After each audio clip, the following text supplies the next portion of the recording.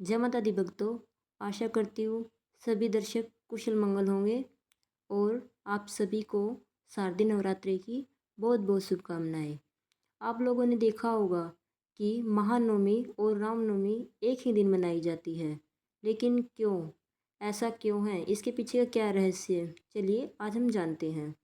पौराणिक कथाओं में कहा जाता है कि रामनवमी और महानवमी का खास संबंध है।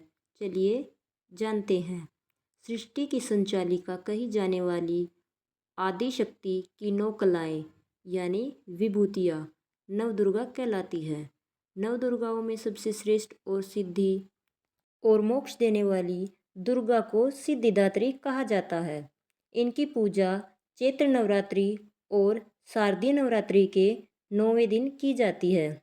इसी दिन श्री राम का जन्मोत्सव भी मनाया जाता है। माँ दुर्गा के इस अंतिम स्वरूप की आराधना के साथ ही नवरात्र के अनुष्ठान का समापन हो जाता है। रामनवमी और माँ सिद्धिदात्री का पर्व महानवमी एक ही दिन मनाया जाता है। क्या इसका कोई खास संबंध है? चलिए जानते हैं। भगवान राम का देवी और शक्ति से गहरा संबंध है। वासंतिक नवरात्रि में श्री राम देवी की शक्ति लेकर प्रकट होते हैं और शारदीय नवरात्रि में शक्ति का प्रयोग करते हैं। चैत्र नवरात्रि की नवमी पर रामलला ने जन्म लिया था और इसी दिन माँ सिद्धिदात्री की पूजा होती है। इसलिए ये दोनों पर्व एक दिन मनाए जाते हैं।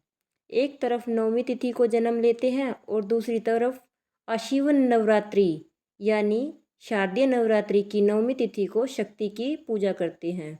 रामनवमी को जहाँ राम जी ने असुरी शक्तियों का नाश करने के लिए जन्म लिया था, वहीं इसी दिन माँ दुर्गा ने असुरों पर विजय प्राप्ति की थी। ऐसा कहा जाता है कि रावण के साथ युद्ध करने से पहले श्री राम ने माँ दुर्गा की पूजा की थी और इसके साथ ही श्री राम को विजय प्राप्त हुई थी। महानवमी पर राम जी ने माँ सिद्धिदात्री की उपासना की थी और शारदीय नवरात्रि की नवमी के अगले दिन विजयदशमी पर भगवान राम ने रावण पर जीत हासिल की थी। रामनवमी पर दोपहर 12 से 1 बजे के बीच भगवान राम की पूजा अर्चना करनी चाहिए।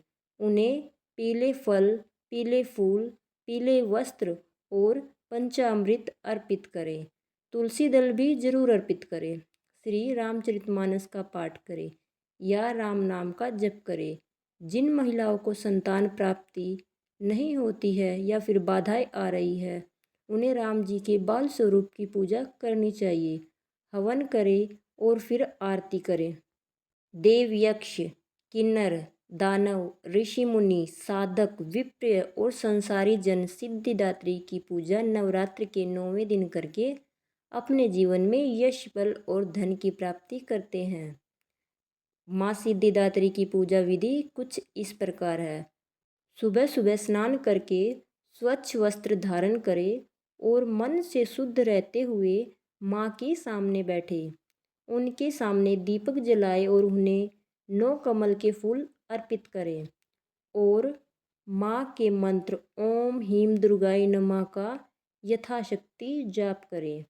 अर्पित किए हुए कमल के फूल को लाल वस्त्र में लपेट कर रखें। मान्यता है कि ऐसा करने से कष्टों और शत्रुओं का नाश होता है। बोलिए माँ सिद्धिदात्री की जय। जय माता दी भक्तों। हमसे जुड़े रहने के लिए और ऐसी ही जानकारी प्राप्त करने के लिए चैनल को सब्सक्राइब करें।